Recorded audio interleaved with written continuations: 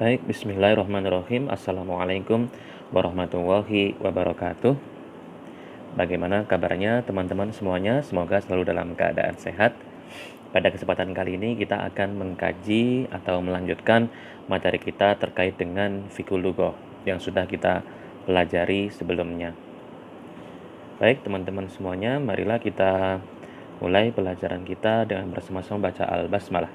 Bismillahirrahmanirrahim. Baik, pada kesempatan kali ini kita akan mengkaji tentang ihwal bahasa Arab, Lughatul Arabiyyah, ditinjau dari sisi geografis. Jadi kita akan melihat bagaimana sejarah bahasa Arab itu ditinjau dari letak geografisnya, pembagiannya, dan sebagainya. Kalau sebelumnya teman-teman sudah belajar terkait dengan bahasa Semit, yaitu ada 3 bahasa yang selama ini menjadi lingua franca di Timur Tengah. Yang pertama adalah bahasa Akkad, yang kedua adalah bahasa Aram, dan yang ketiga adalah bahasa Arab. Nah, sekarang kita masuk salah satu bagian dari bahasa Semit tersebut, yaitu bahasa Arab. Nah, kita mulai dari sini, teman-teman. Bagan pembagian keluarga bahasa Semit. Jadi, untuk pada awalnya kita akan melihat bagaimana pembagian bahasa Semit itu dulu yang sudah kita pelajari sebelumnya. Nah, di sini bahasa Semit ya disebut juga dengan Al-Lughat Al-Jaziriyah. Jangan sampai lupa. Ada beberapa ilmuwan yang menyebut bahasa Semit itu dengan istilah Al-Lughat Al-Jaziriyah. Maksudnya seperti itu. Nah, bahasa Semit itu kita tinjau dari sisi geografisnya. Ketika kita membuka literatur terkait dengan kajian bahasa Arab secara geografis, dalam bukunya Ad-Dhamin yang berjudul Fiqhul Lughah, pada halaman 32 sampai halaman 39, kita akan menemukan pembagian bahasa Semit secara garis besar seperti dalam bagian ini. Oke. Nah, ketika kita melihat bahasa Semit, Al-Lughat Al-Jaziriyah, ini posisinya di sini, dibagi menjadi 2 secara geografis, yaitu Syarqiyah dan Gharbiyah. Saya ulangi, bahasa Semit atau Al-Lughat Al-Jaziriyah secara geografis dibagi menjadi 2 secara wilayahnya. Yang pertama yaitu wilayah Syarqiyah atau wilayah timur, dan yang kedua disebut dengan Gharbiyah atau wilayah barat. Nah, sekarang teman-teman amati. Ini mudah ini melihatnya ya. Yang Asyarqiyah itu ternyata diduduki oleh bahasa Akkad. Bahasa Akkad sebagai bahasa pertama yang menjadi lingua franca di wilayah Timur Tengah. Itu posisinya ada di wilayah Syarqiyah. Adapun yang Gharbiyah, nah ini kawan-kawan, yang Gharbiyah itu dibagi menjadi 2 lagi, yaitu Syamaliyah dan Janubiyah. Ya, dibagi menjadi 2, Syamaliyah wa Janubiyah. Di sini ada 2, Kan'an dan Aramiyah, Aramaik, bahasa Arabnya Al-Aramiyah. Janub itu ada Al-Habasyiyah dan ada Al-Arabiyah. Oke. Nah, jadi di sini kita bisa melihat yang warna merah ini yang selama ini kita yakini sebagai lingua franca yang ada di Timur Tengah. Jadi kalau dilihat secara geografis itu bahasa Semit itu terbagi menjadi 2, timur dan barat. Akkad posisinya ada di timur, Aram dan Arab itu posisinya ada di Gharbiyah, posisinya ada di barat. Nah, untuk selanjutnya tinggal melihat pembagian bahasa-bahasa seperti Kan'an itu ya. Ada Syamaliyah, ada Al-Janubiyah. Ada bahasa Al-Ukaritiyah, Al-Ibriyah ya, Ibriyah, Al-Finiqiyah, Mu'abiyah. Nah, teman-teman bisa melihat secara umum dari yang warna merah ini dulu, supaya tahu posisinya. Jadi melihatnya dari sisi timur, itu nanti ada bahasa akad ya. Timur itu maksudnya yang ada di wilayah Irak. Kalau kemarin kawan-kawan sudah belajar di PowerPoint sebelumnya, ada sungai Tigris dan sungai Eufrat itu ya yang mengalir di wilayah Irak itu. Jadi itu wilayahnya di timur. Tapi kalau bahasa Arab itu wilayahnya dari arah barat meninjaunya. Nah, ini pembagian geografis dari bahasa Semit pada umumnya. Seperti itu. Bisa difahami ya, teman-teman ya. Mudah ya, jadi saya simpulkan bahwasanya bahasa Semit secara geografis ada dua, timur dan barat. Timur itu nanti ada bahasa akad, barat itu nanti ada Aramiyah dan ada Arabiyah. Baik. Dari sisi geografi, bahasa Arab itu sendiri dibagi menjadi dua. Nah, sekarang dari bagian ini kita akan stressing di sini, teman-teman. Kita akan stressing di Al-Arabiyah yang selama ini kita kaji di sastra Arab. Ini kan bahasa Arab, ya kan? Tapi setidaknya kan juga tahu bahasa akad seperti apa, bahasa Aram seperti apa. Nah, bahasa Arab sendiri mohon diingat, bahasa Arab itu juga dibagi menjadi dua kalau ditinjau dari sisi geografis. Yang pertama namanya bahasa Arab wilayah selatan, Al-Arabiyah Al-Janubiyah. Dan yang kedua namanya bahasa Arab wilayah utara, yang sering kita sebut dengan Al-Arabiyah Asy-Syamaliyah. Saya ulangi. Jadi bahasa Arab ya, sekarang kita mengaji bahasa Arab. Secara geografis itu juga dibagi menjadi dua. Bahasa Arab wilayah selatan dan bahasa Arab wilayah utara. Naqulu fil lughatil arabiyyah al-arabiyyah al-janubiyah wal arabiyyah asy-syamaliyah. Nah, ini oke. Kalau Semit tadi itu timur dan barat pembagiannya. Di timur ada akad, di barat ada Aram dan Arab.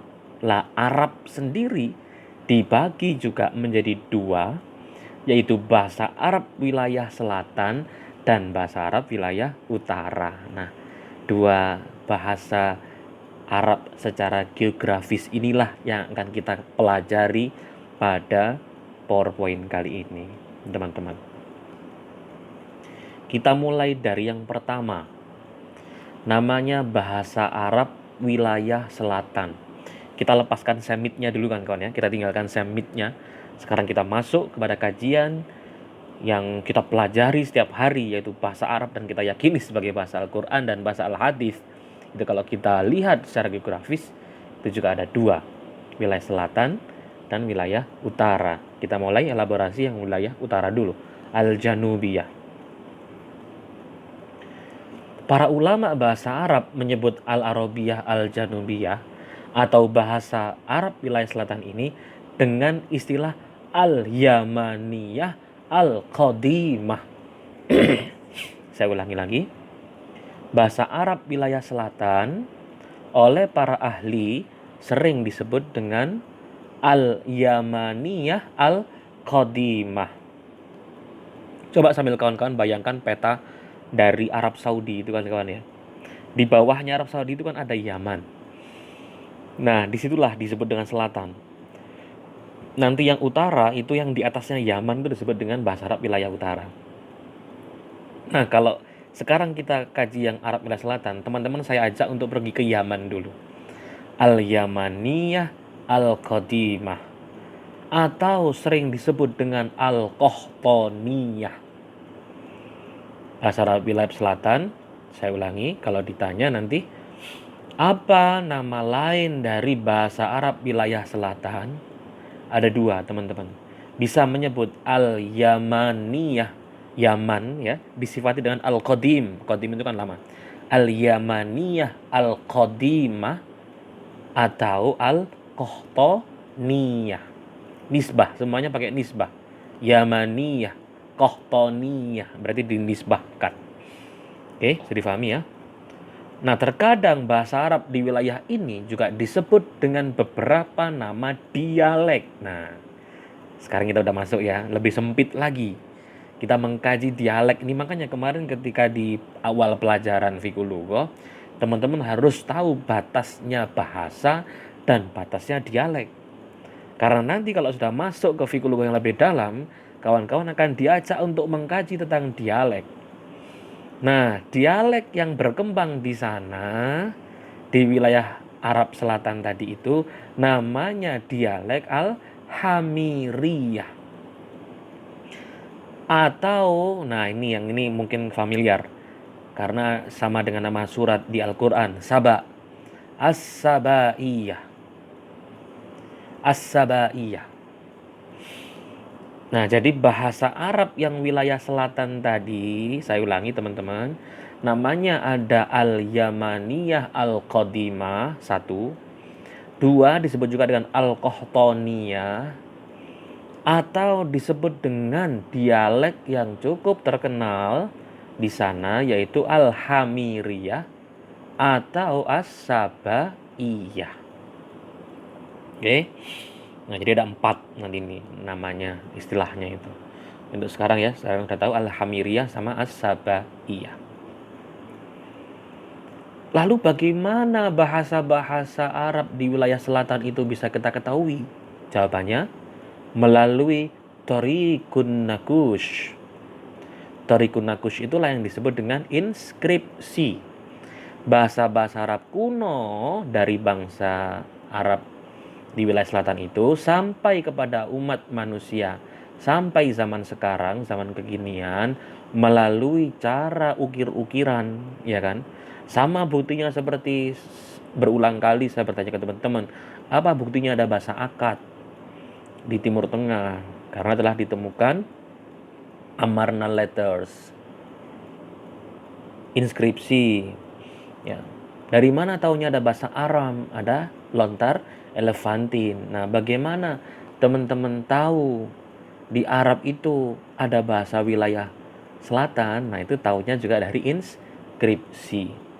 Bahasa Arabnya inskripsi mohon diingat, Thariqun Naqush. Thariqun Naqush itu artinya inskripsi. Di mana saja inskripsi-inskripsi itu nanti ditemukan, mungkin di Sohur itu ya, batu, mungkin di Al-A'midah. Al-A'midah itu Aimad, itu kan, Aimad itu pilar ya. At-Tamathil, patung-patung. Inskripsi itu juga bisa ditemukan di logam-logam uang, nukud. Ya kan, banyak sekali sumber sejarah itu ditemukan dari uang logam. Danul Hayakil dari candi-candi, Al-Mazabih, altar, tempat ibadah, ya kan? Banyak sekali bukti sejarah yang ditemukan di tempat ibadah, karena tempat ibadah itu dijaga. Tempat ibadah itu biasanya dikuduskan, sehingga temuan-temuan penting itu banyak sekali ditemukan di tempat-tempat ibadah, candi itu kan ya, tempat ibadah. Maka dari situlah ditemukan sebaran inskripsi.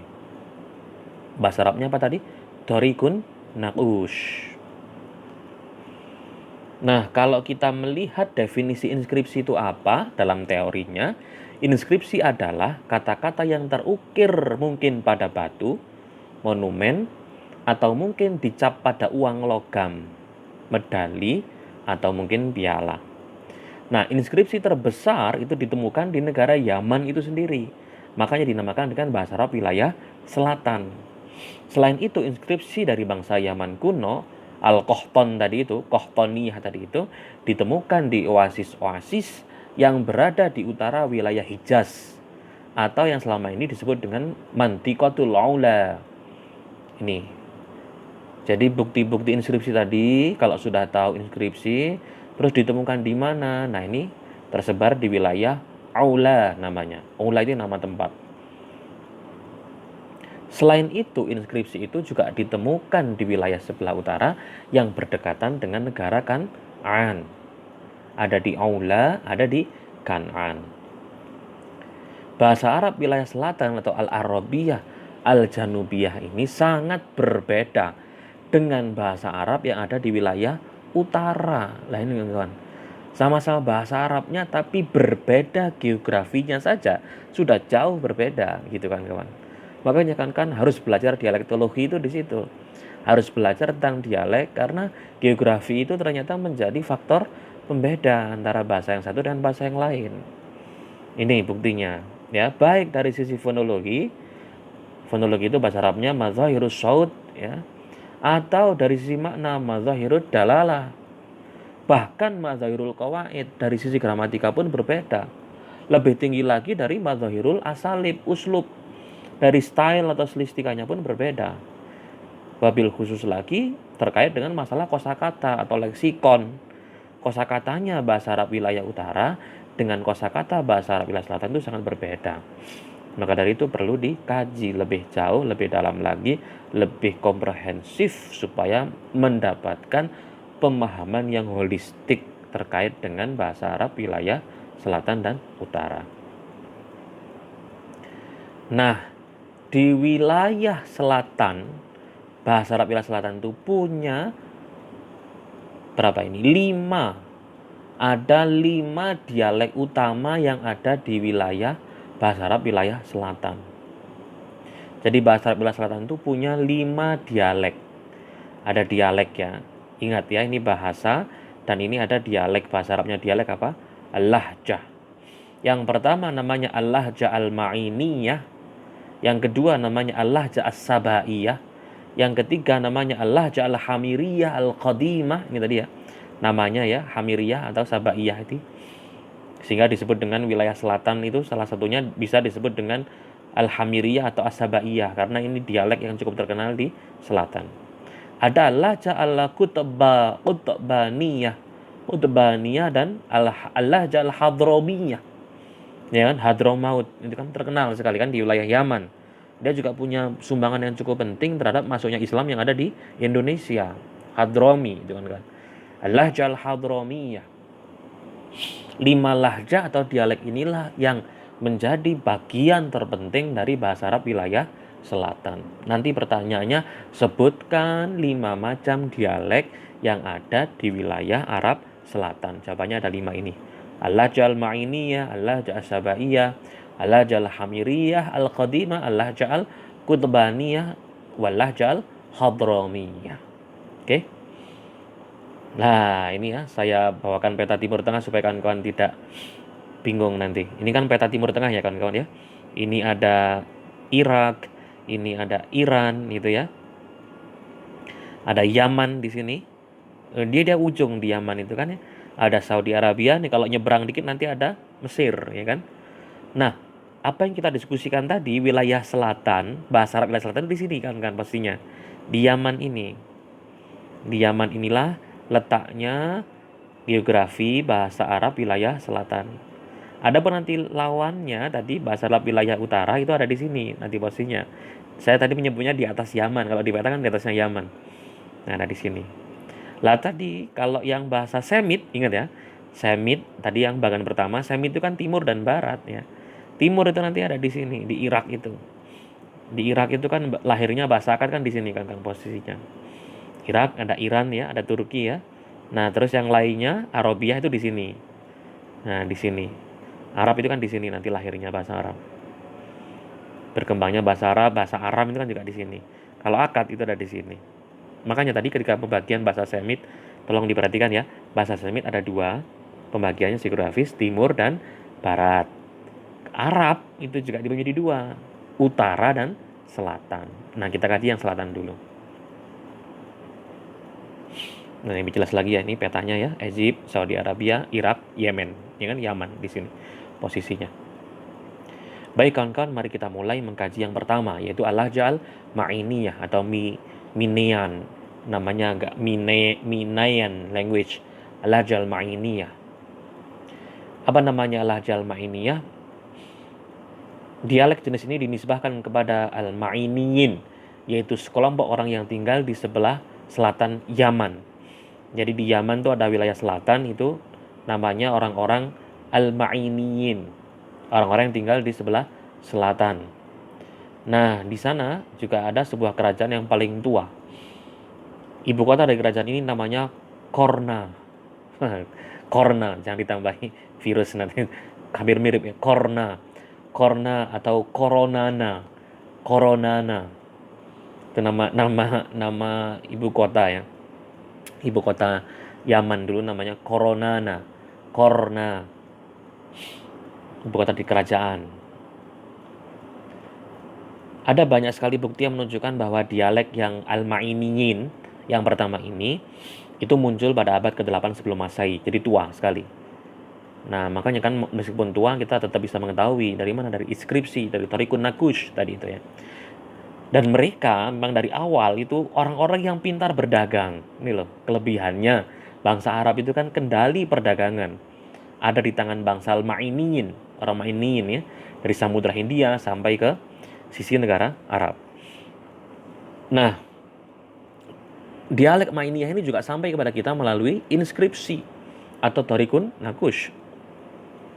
Banyak sekali ditemukan di Yaman atau di wilayah yang ditinggali oleh Ma'iniyun. Ma'iniyun kan nama orang tadi ya, nama kelompok, nama masyarakat gitu ya, masyarakat sosial di perbatasan wilayah negara Al-Kan'aniyah dan Al-Aramiyah.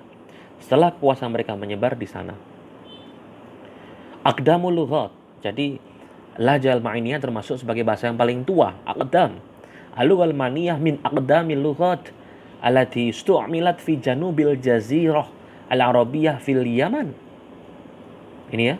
Qaf mim itu kan qoblal milad. Baina alfu mi'atain qoblal milad wa mi'ah ba'dal milad.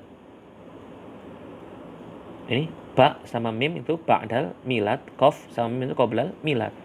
Tadharu atharuha fi manatikil Juf syamalu syarqi al-Yaman. Ada namanya tempat namanya Juf itu ya, yang ada di wilayah Syamal Syarqi dari Yaman. Oke. Apa yang menjadi khosais hadhil lahjah? Apa yang menjadi karakter utama dari lahjah ini? Wa min khosais hadhil lahjah hiya sin at-ta'diyah badalan minal ha. Wa dhamair al-ghaib tubda'u bisin aidan wa tadullu al-kaf ala makna ila au li ajli badalan minal lam as sabaiyah. Ini sudah mulai agak mirip dengan bahasa Arab. Khosois atau karakternya yang utama dari lahjah Ma'iniyah itu apa? Asin at-ta'diyah badalan minal ha wa dhamair al-ghaib. Wa dhamair al-ghaib tubda'u bisin aidan. Jadi sin at-ta'diyah itu ya merupakan ganti dari ha, ya kan? Ganti dari ha. Dhamair al-ghaib itu juga dimulai dengan huruf sin. Wa tadullu kaf. Kaf itu artinya seperti ila atau li ajli badal minal lam as sabaiyah.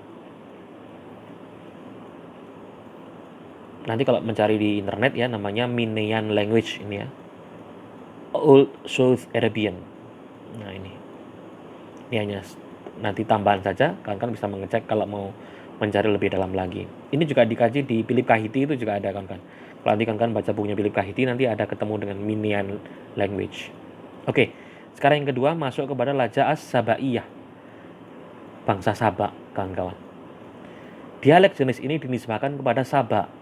As-sabaiyin, tadi al-ma'iniyin, ada as-sabaiyin. Yaitu kerajaan yang telah menghancurkan kerajaan Ma'iniyin. Lah memang kalau dari zaman dulu itu kan yang namanya kerajaan itu kan saling mencari kekuasaan ya. Yang pertama kan Ma'iniyin, dihancurkan sama selanjutnya itu Sabak. Jadi urutannya tadi emang secara kronologis kan kawan ya, dari yang tua sampai akhirnya menuju ke Sabak ini. Kemudian berdirilah kerajaan yang namanya Sabak yang beribu kota di Ma'rob. Tadi kan Koronana tadi ya, sekarang Ma'rob. Nama ibu kotanya namanya Ma'rob yang cukup terkenal. Kota Ma'rob itu terkenal, yaitu sebuah negeri antara Sabak dan San'a atau sekitar 3 mil dari San'a. Sebagian ulama menceritakan bahwa di negara mereka tidak terdapat lalat. Wah, ini saking suburnya. Tidak ada lalat, tidak ada nyamuk, tidak ada serangga, bahkan tidak ada hama tanaman. Ini saking suburnya Ma'rob itu kan kawan ya. Kondisi demikian akhirnya menyebabkan udaranya stabil. Sampai tidak ada lalat, tidak ada nyamuk, tidak ada serangga, bahkan tidak ada hama gitu ya. Ma'rab itu cukup subur. Lah ini juga makanya Al-Quran itu sampai menyebutkan surat As-Saba kawan-kawan ceritanya. Kerajaan ini memiliki peranan yang cukup penting dalam sejarah kuno karena nama dari kerajaan ini pernah disebutkan dalam Al-Quran, yaitu dalam surat Saba. Dialek Sabaiyah ini sampai kepada kita melalui Thariqatun Nakush atau inskripsi yang banyak ditemukan di wilayah Yaman. Sebuah cerita tentang Saba ini ya, kan sudah kalau bisa browsing di Google, kan ketik Saba gitu nanti akan muncul wilayah-wilayah yang menjadi bukti sejarah dari Saba itu sendiri. Juz'un min arsy Balqis ya, kan pasti sudah kenal dengan Ratu Balqis ya kan. Arsh, dia itu punya arsh, dia punya singgasana kan kawan. Singgasana Ratu Balqis. Ini saya tambahkan di keterangan di Ibnu Katsir kan. Kalau kawan-kawan buka tafsir Ibnu Katsir itu ya, Saba itu sebenarnya apa, siapa gitu kan kawan ya. Dijelaskan. Nah ini nanti relasinya dengan kata Balqis ini. Saba itu merupakan nama beberapa kerajaan di Yaman. Yaman, lagi-lagi di Yaman kan ya. Dan nama penduduknya kaum Tababi'ah termasuk bagian dari kerajaan Saba. Demikian juga Balqis. Balqis itu sahabatnya dari Nabi Sulaiman. Mereka hidup di berbagai negerinya dalam kenikmatan nih, karena Ma'rab tadi tempatnya yang sangat subur sampai ibaratnya disebutkan tidak ada lalat, tidak ada hama itu ya. Mereka sangat nikmat hidupnya, senang, kelapangan, keluasan rezeki baik berupa tanaman palawija maupun buah-buahan. Ini pada intinya Sabah itu negara yang subur ya. Kemudian mereka berpaling. Nah, mereka berpaling dari perintah Allah. Maka mereka pun disisa dengan mengirimkan banjir. Banjir ya, ada banjir dan perpecahan antara kerajaan dan para pemangku kekuasaan. Ini karena pada waktu itu karena ada mereka berpaling itulah akhirnya mereka diberikan azab, yaitu banjir. Ini bisa dilihat di tafsir Ibnu Katsir ya kan. Kemudian Allah mengutus para rasul yang menyuruh mereka agar memakan sebagian rezeki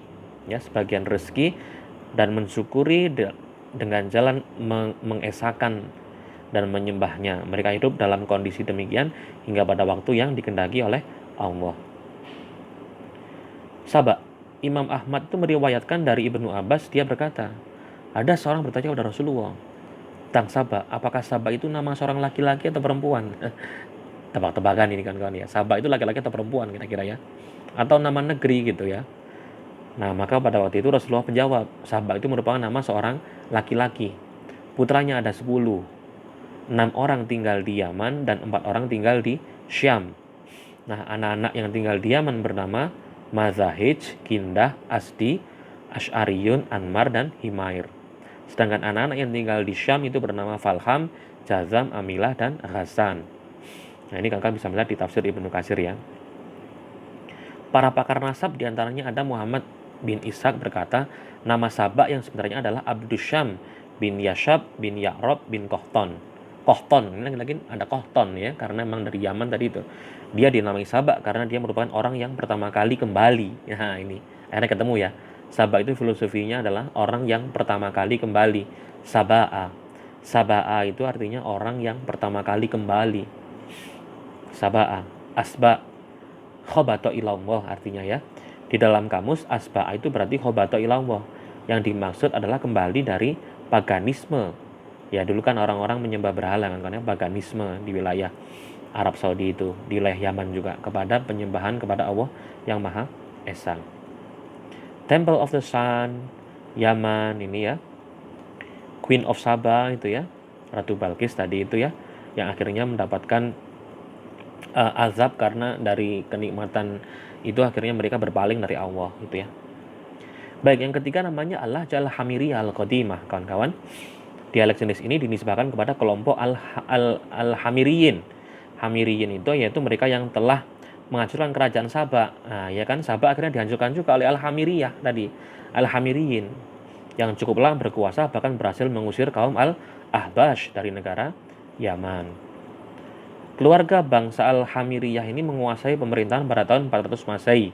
Rajanya mendapat gelar At-Tababa'ah, At-Tababa'ah, pemerintahnya berjalan sampai dengan tahun 525 Masehi, dan raja terakhirnya memiliki pendulum Zanawasin, ya punya senjata ya seperti bandul itu ya.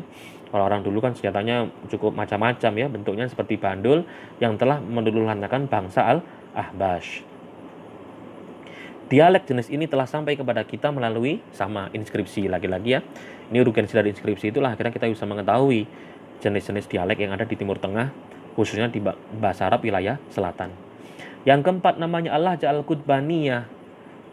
Dialek jenis ini dinasabkan kepada kabilah Qutban yang telah membangun sebuah kerajaan besar di wilayah yang disebut sebagai nama kabilah ini, yaitu Qutban.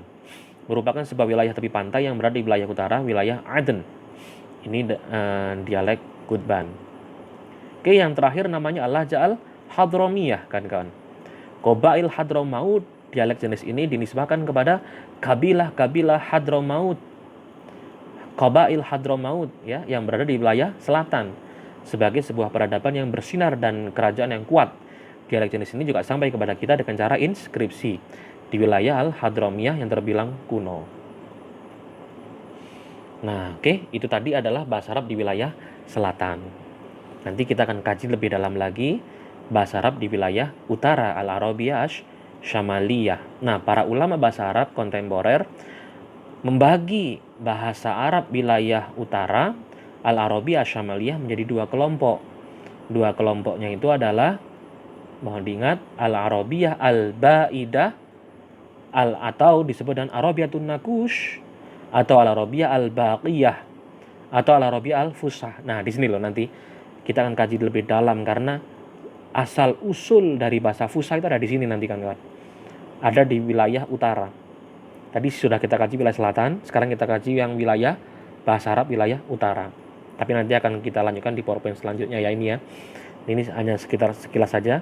Al-Arabiyah Al-Ba'idah merupakan dialek-dialek dari kumpulan kabilah Arab yang tinggal dan berada di sebelah utara Hijaz, yang mendekati perbatasan Al-Aromiyin.